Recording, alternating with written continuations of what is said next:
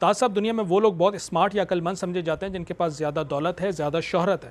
یا وہ بڑی پوزیشن یا بڑے اختیارات رکھتے ہیں۔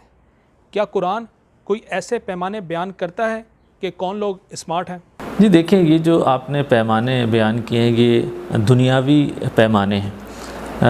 کچھ ایسے پیمانے ہیں جو اللہ تعالیٰ نے قرآن شریف میں ارشاد فرمائے ہیں۔ اللہ تعالیٰ کہتا ہے یہ خاصیتیں جن لوگوں میں ہوتی ہیں وہ صحیح معنوں میں دانش مند ہے، عقل مند ہے، ان کو میں اسمارٹ کہتا ہوں۔ قرآن میں لفظ اولو الالباب ان کے لیے استعمال کیا گیا ہے۔ دیکھیں، اللہ تعالیٰ جو یہ خاصیتیں ایسے لوگوں کی بیان کرتا ہے، اس میں سب سے پہلی خاصیت اللہ کہتا ہے کہ ایسے لوگ اللہ سے عہد و پیمان کی پاسداری کرتے ہیں، اللہ کا خوف رکھتے ہیں اور بری طرح حساب لیے جانے کا خوف رکھتے ہیں قیامت والے دن۔ یہ لوگ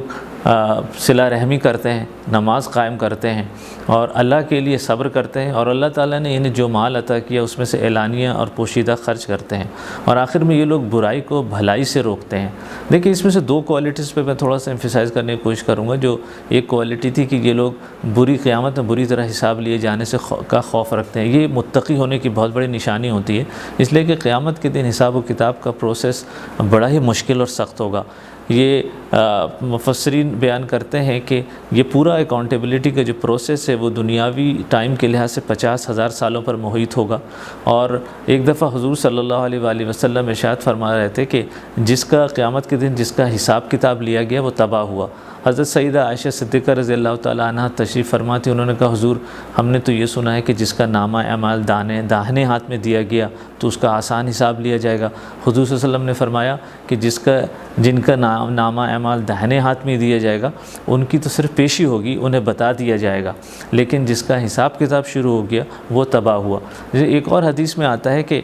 جب لوگ حساب کتاب کے لیے جمع ہوں گے اور بہت ہی پریشانی میں ہوں گے، انتظار کر رہے ہوں گے، تو کچھ لوگ بڑی تیزی سے آنن فانب حساب دے کر فارغ ہو رہے ہوں گے۔ تو وہ لوگ جو انتظار کر رہے ہوں گے وہ پوچھیں گے کہ یہ کون لوگ ہیں جو اتنی تیزی سے حساب دے کر فارغ ہو رہے ہیں، تو انہیں بتایا جائے گا کہ یہ وہ غریب اور مسکین لوگ ہیں جن کے پاس دنیا میں اتنے وسائل نہیں تھے اور اتنے کم وسائل تھے کہ ان کے لیے یہاں پر آج حساب دینا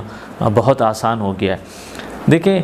یہ بہت بڑی کوالٹی ہوتی ہے کہ اکاؤنٹیبلٹی کو یاد رکھنا، اور ہمیں دعا کرنا چاہیے کہ اللہ تعالیٰ ہمیں بغیر حساب کتاب کے جنت میں داخل فرمائے۔ دیکھیں، یہ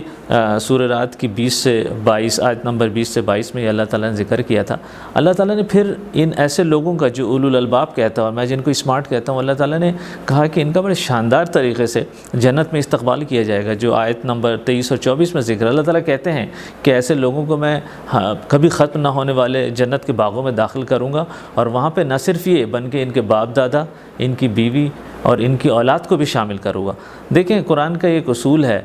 تفاسیر میں بیان ہوا ہے کہ جی اگر کوئی آدمی جنتی ہے اور اس کے کوئی رشتہ دار اگر نچلے لیول کی جنت میں ہے تو اللہ تعالیٰ انہیں پروموٹ کر کے انہیں اوپر لیول والے جنت میں داخل فرما دے گا۔ پھر انہی آیتوں میں پھر بیان ہوتا ہے کہ فرشتے ان کا